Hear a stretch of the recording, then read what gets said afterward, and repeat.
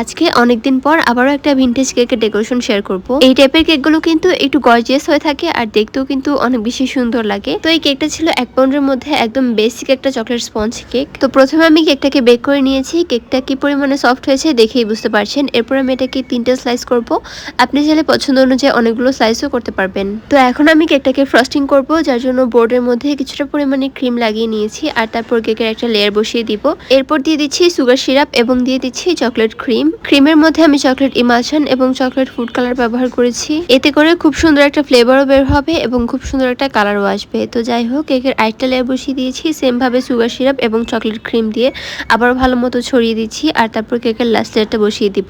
এর মধ্যেও সুগার সিরাপটা দিয়ে এরপর পুরো কেকটাকে ভালো মতো ফ্রস্টিং করে রেখে দিব। কিছুক্ষণ ফ্রস্টিং করে রেখে দিলে এটা খুব ভালো মতো অ্যাসেম্বল হয়ে যায় আর এটাকে যখন আপনি ফিনিশিং করবেন তখন কিন্তু আর কোনো ধরনের কষ্ট হবে না। এটাকে ফ্রিজে রেখে দিয়েছি। তো এখন আমি বেজের যে কালারটা অ্যাড করব সেটা বানিয়ে নিচ্ছি, যার জন্য ক্রিমের মধ্যে আমি সামান্য 1 ফোঁটা পরিমাণে রেড ফুড কালার দিয়ে দিয়েছি। তো ভালো মতো মিশিয়ে নেওয়ার পর এটা কিন্তু এরকম হালকা একটা পিঙ্কিশ টাইপের কালার আসবে, বেবি পিঙ্ক থেকেও একটু হালকা টাইপের একটা কালার। তো যাই হোক, কেকটাকে ফ্রিজ থেকে নামিয়ে এখন আমি প্যালেট নাইফের সাহায্যে অল্প অল্প করে ক্রিম সাইড থেকে লাগিয়ে নিচ্ছি। পুরো কেকের মধ্যে ভালো মতো লাগিয়ে নিচ্ছি এই কালারের ক্রিমটা। আর এই কেকটা কিন্তু অবশ্যই একটা কাস্টমাইজ কেক ছিল। যাই হোক, অল্প অল্প করে ক্রিম দিয়ে পুরো কেকটাকে ভালো মতো ফ্রস্টিং করে নিচ্ছি। তো এরই মাঝে আমাদের কোর্সের ডিটেলসটা বলে দিই। আমরা কিন্তু অনলাইন প্রফেশনাল কেকের কোর্সটা করাই। এই কোর্সের মধ্যে আপনারা 7টা ফ্লেভারের কেক সহ আর অনেক কিছু শিখতে পারবেন। গানাশ তৈরি, টপার তৈরি, এছাড়াও যে কোনো ধরনের কার্ড তৈরি, A to Z সবকিছু শিখিয়ে দেওয়া হবে। সাথে কিন্তু বিজনেসের আইডিয়া কিভাবে ডেলিভারি করবেন, কিভাবে সবকিছু করবেন, সবকিছুই কিন্তু আমাদের কোর্সে বলে দেওয়া হবে। আর এই কোর্সটা করে কিন্তু এখন অনেকেই ঘরে বসে স্বাবলম্বী হতে পেরেছে। আমাদের কোর্সের ফি মাত্র 1550 টাকা। যারা যারা করতে চান অবশ্যই ইনবক্স করবেন এবং যোগাযোগ করবেন।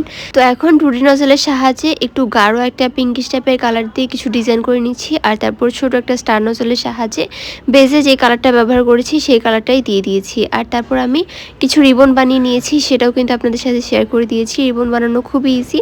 রিবনটা বানিয়ে দেওয়ার পর এরপর এগুলোকেও কেকের মধ্যে ভালো মতো বসিয়ে দিচ্ছি। এরপর আমি নামটা লিখে নিব। আসলে বাংলায় নামটা আমি এই প্রথমবার লিখেছি, যার কারণে খুব আস্তে আস্তে লিখছিলাম। আর এটা কিন্তু অবশ্যই ফাস্ট করে দেওয়া হয়েছে, না হলে 5 থেকে 6 মিনিট সময় লেগেছে আমার শুধু নাম লিখতেই। যেহেতু বাংলা নাম, তো এটা কিন্তু একটু সুন্দর করে লিখতে হয়। ইংলিশে লেখাটা একটু পেঁচিয়ে লিখলেও সমস্যা হয় না। তো যাই হোক, নামটা লিখে নেওয়ার পর এখন আমি উপর দিয়ে কিছুটা পরিমাণে সুইট বলস দিয়ে দিচ্ছি। এতে করে আমার কাছে দেখতে অনেক বেশি ভালো লেগেছে। যাই হোক, তো সবগুলো সুইট বলস দিয়ে দেওয়ার পর আমাদের কেকটা কিন্তু একদম রেডি। কেমন হয়েছে অবশ্যই কমেন্টের মাধ্যমে জানাবেন। এই সেম কেকটা আমি লাভ শেপের মধ্যেও করেছি। বর্তমানে ভিনটেজ কেকগুলো অনেক বেশি ভাইরাল হয়, সবাই খুব বেশি পছন্দ করে ভিনটেজ কেক, খুব সুন্দর লাগে আসলে এগুলো দেখতে। তো আমার এই সিম্পলের মধ্যে গর্জিয়াস কেকটা আপনাদের কাছে কেমন লেগেছে অবশ্যই কিন্তু কমেন্টের মাধ্যমে জানাতে ভুলবেন না। তো ভিডিওটি ছিল পর্যন্তই, দেখা হবে পরবর্তী কোনো ভিডিওতে। আল্লাহ হাফেজ।